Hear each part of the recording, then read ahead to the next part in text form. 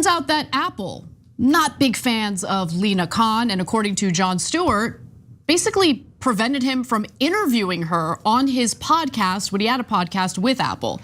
Now, Jon Stewart did luckily interview Federal Trade Commission Chair Lina Khan on The Daily Show recently and said the following: I wanted to have you on a podcast and Apple asked me or asked us not to do it. They literally said, please don't talk to her, having nothing to do with what you do for a living. I didn't think they cared for you is what happened, okay? Now, Lina Khan is definitely hated by the elite. She has been pretty effective in her role as the head of the Federal Trade Commission. She has been fighting monopolization and these big mergers. And as a result of her being so active, it's actually prevented potential mergers from even coming up, right? So it's kind of had a chilling effect on monopolies. Now, with that said, Stewart said the last part sarcastically, so I should be clear about that. He also said that Apple wouldn't let him talk about what he describes as AI's false promise. Like, what is that sensitivity? Why are they so afraid to even have these conversations out in the public sphere? Khan didn't really comment on Stewart's claim that Apple didn't want her on their platform, but she did respond by saying this: I think it just shows the dangers of what happens when you concentrate so much power and so much decision making in a small number of companies. In the same way that you need the Constitution to create checks and balances in our political sphere, you also need the antitrust and anti-monopoly laws to safeguard against concentration of economic power, because you don't want an autocrat of trade in the same way that you don't want a monarch.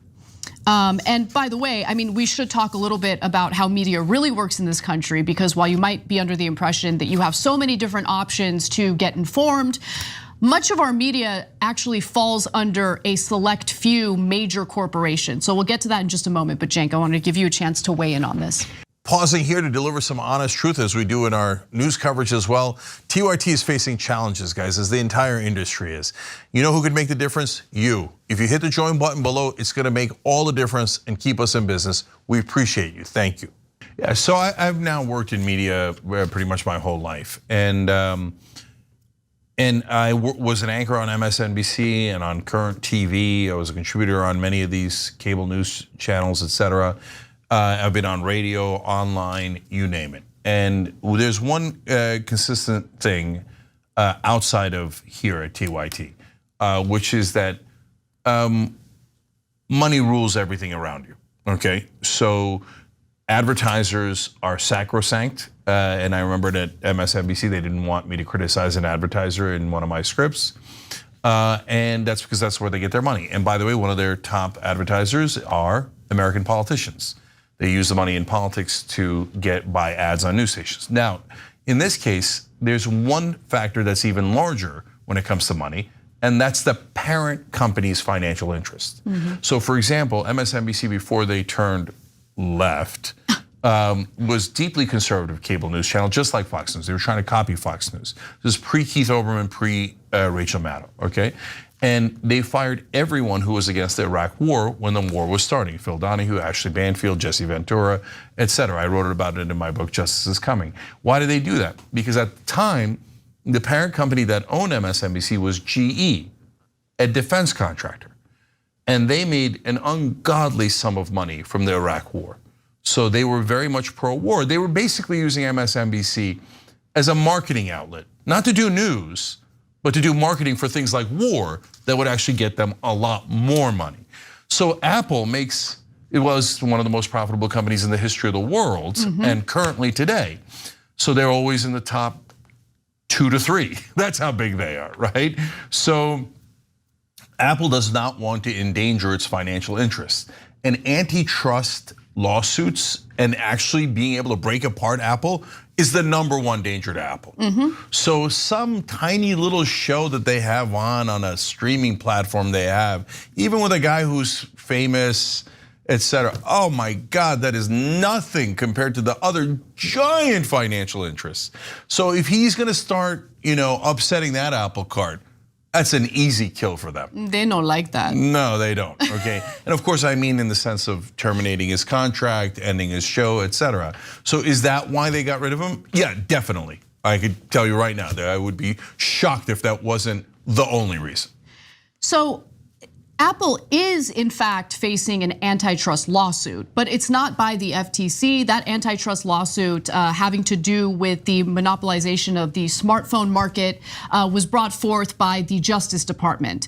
The FTC is actually not directly involved in that suit. It was, however, the FTC was involved in challenging other corporations and big tech firms, most recently pointing at Amazon, Google, and Microsoft. Like Lina Khan has been very vocal in wanting to break up these big companies, right? Now, with that in mind, while working on a House subcommittee, Lina Khan wrote a 449-page report calling for the breakup of large tech companies, including Apple, comparing them to Gilded Age monopolies, which is likely the reason why Apple did not want Jon Stewart interviewing her on his podcast, which was carried by Apple.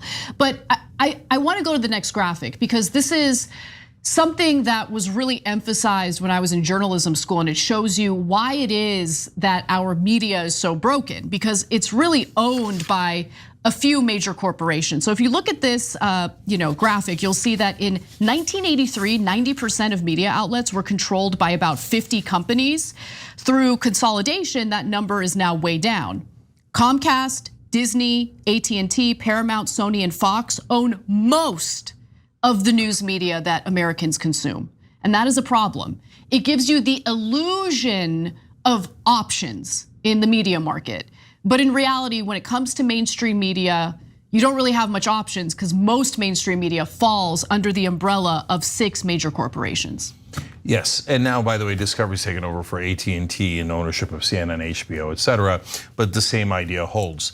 So, guys, that's why what we do infuriates a lot of the rest of the press, because we refuse to do what these guys do, which is suck up to advertisers that are, there's good advertisers, there's plenty of progressive companies and people trying to do the right thing in the world. Wonderful, right?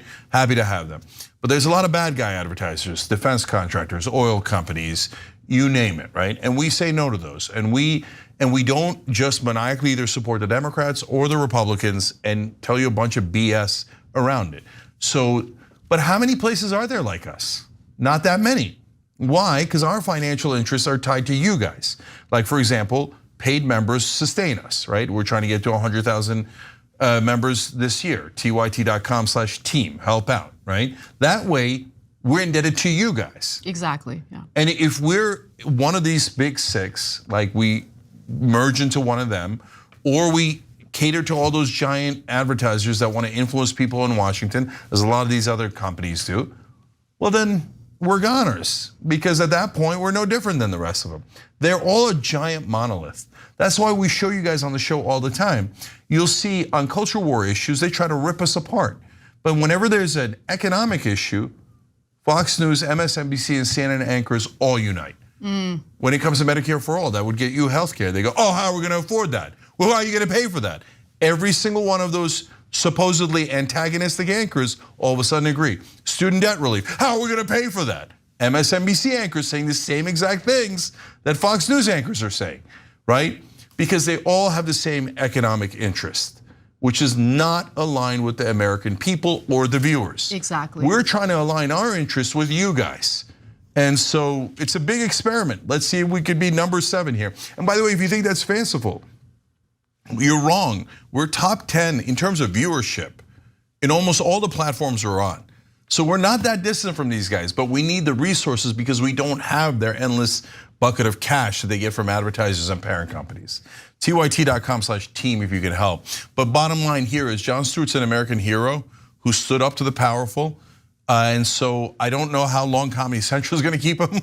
We'll see what happens with Viacom, their parent company, etc. But hats off to Jon Stewart and Lina Khan, some brave folks who are trying to do right by you guys as they fight against the giant powers of corporate America. And that's, by the way, sorry, that's a misnomer. There is no America there. All of these corporations are owned by multinational interests. Right. And so Apple is a multinational company that has no allegiance to America at all. Thanks for watching The Young Turks. Really appreciate it. Another way to show support is through YouTube memberships. You'll get to interact with us more. There's live chat emojis, badges. You've got emojis of me, Anna, John, JR. So those are super fun. But you also get playback of our exclusive member-only shows and specials right after they air. So all of that, all you gotta do is click that join button right underneath the video. Thank you.